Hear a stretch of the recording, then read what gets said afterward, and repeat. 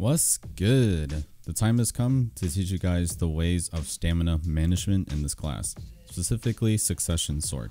So since our movement is not the best and managing our stamina is very tricky, I didn't necessarily go too deep into the topic on my movement guide, so I decided to make this video dedicated to that. Going into the movement of succession sort, you have to understand a few things to get an idea of how to manage your stamina. First big thing is when in a matchup against a class that has the ability to grab spam and punish you very easily, the game changes from standard stamina movement to erratic stamina movement. And second big thing is vice versa. Against a class that doesn't spam grabs as much or at all, you can perform a standard stamina reserve rotation. So that being said, there are two ways you can perform stamina management and two different styles. We have tempo and we have erratic. If a class has easy punishes to your frontal SA with quick movement, damage AoE, block jumps, grabs, or even abilities that jump on your frontals, erratic would be your best option. But against classes with constant range DPS, range AoE, non-grab classes, or slow playing class, you can perform tempo and only move as needed. So this video acts like a part 2 movement guide in a sense, now thinking about it, except what I'm about to teach you will not use or consume so much stamina that you'll end up playing at near zero stamina. Before we get into the video as well, let's talk about the abilities we use that allow us to regain stamina passively and the ones that don't. As you can see, Crow Flare, Dark Flame allow passive stamina regain, while Violation when in use keeps your stamina stuck where it was.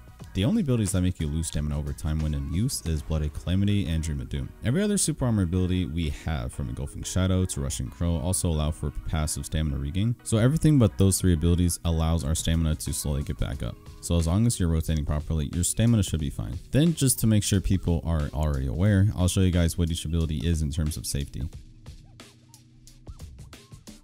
But that should be it though. So let's go ahead and check out what tempo movement looks like with proper stamina management. In this example, we'll be playing tempo movement against an archer, a class with plenty of range DPS with no grabs or quick movement to punish our frontals, giving us the perfect matchup to perfect and practice your frontal and SA rotation. So with this example for tempo movement, the only abilities I am using is Rushing Crow, Midnight Stinger, Dark Flame, Iframe, Engulfing Shadow, Crow Flare, Violation, Hellfire, and sometimes Storming Crow. So what you are seeing here is just simple rotation of my frontals while also lingering in them, keeping a mental note of how long they linger for. If you linger for too long, you'll end up exposing yourself and getting caught. Lingering in frontals is a feeling. Once you get familiar with that feeling, you'll be more comfortable trusting yourself in lingers. You can also tell by the animation of your character to see when the linger will end, but it's always safe to linger for at least 1 second. I would say 1.5 seconds is your most you can get. Anything 2 seconds or more, you're just asking for it at that point. But getting to the main commentary of this, as you can see, I can easily rotate between all the abilities that I just mentioned to keep myself distance and safe from this archer, while also keeping my stamina very well reserved the entire time, ready to use if needed. The idea of tempo with stamina is only use the amount you need, not the excess of amount you want. Just because you have the stamina doesn't necessarily mean you need to waste it all to be flashy or to do extra movement that is not needed at all. In this matchup, I am 100% comfortable with doing this tempo style movement forever. Since I'll never run out of stamina, I'm keeping a good track of my cooldowns. Theoretically, this archer could never kill me unless I miss position. Matchups aside, the sole purpose of this is to show you how tempo movement looks and performs with proper stamina use. The main thing you see me use is Rushing Crow, Crow Flare, and Dark Flame for my frontal and SA rotation. Everything else flows nicely in between the gaps, and you essentially can spam Crow Flare non-stop every 2 seconds. And since they made Crow Flare the ability to allow stamina regain passively, this also helps your stamina management as well. There's not necessarily a set order of how you activate these abilities. You just have to use Crow Flare a lot, mixed in with occasional iframes or Rushing Crow, Dark Flames. Eventually, after watching me play tempo, we'll notice a pattern or an idea of what basic abilities I keep using over and over and over again. But most of this is pretty self-explanatory for stamina and movement. Once you've seen this enough, you get an idea of how to pull it off and how important it is to keep your stamina high when doing tempo. I'll go ahead and show the rest of the video so you guys can get more an idea of this before I go on to the erratic movement.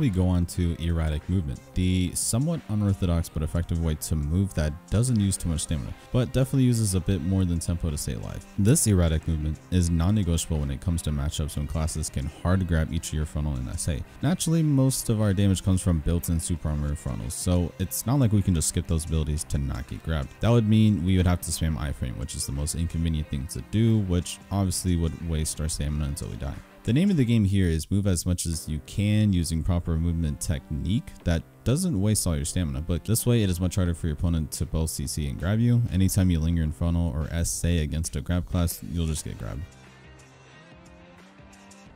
This is not necessarily the best and preferred movement style for succession, but it's the only option we have. If you want to stand a chance against classes like this, the only abilities I'm using here are the same, except I'm using Storming Crow a lot more, both offensively and defensively. There's actually a trick to using Storming Crow as well.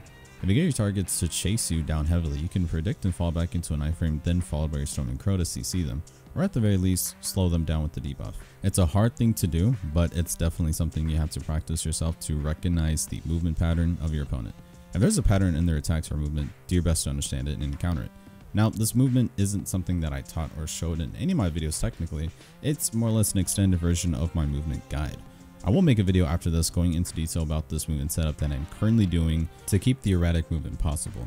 But if you already have an idea of what this is, then you can pretty much keep watching and understand what it is I'm doing to stay safe and to avoid my target without getting caught too soon. Movement is just the other style we are forced into, since using tempo here would get us grabbed 100% of the time or punished by the means. As I said, I'll definitely cover the erratic movement combo loop, movement loop in the next video, so you guys can pull it off as well. But other than that, as long as you keep moving, it's better than lingering frontals and waiting to be grabbed. And of course, for classes that are in between both movements, maybe Succession Dark Knight or a Musa, would follow under a hybrid category where they don't have grabs but still have movements that can punish our frontals. Once you fully understand both tempo and erratic movements, you would then understand what a hybrid tempo and erratic movement would look like, kind of pretty much half and half. Then you would have officially learned all three movement styles needed for certain classes. And that's about it for stamina management. I'll put a link to my stamina build in the description below for those who are curious. And if there's any other questions, let me know in the comments below and I'll spawn camp that shit. And as always, I'll see you guys in the next one.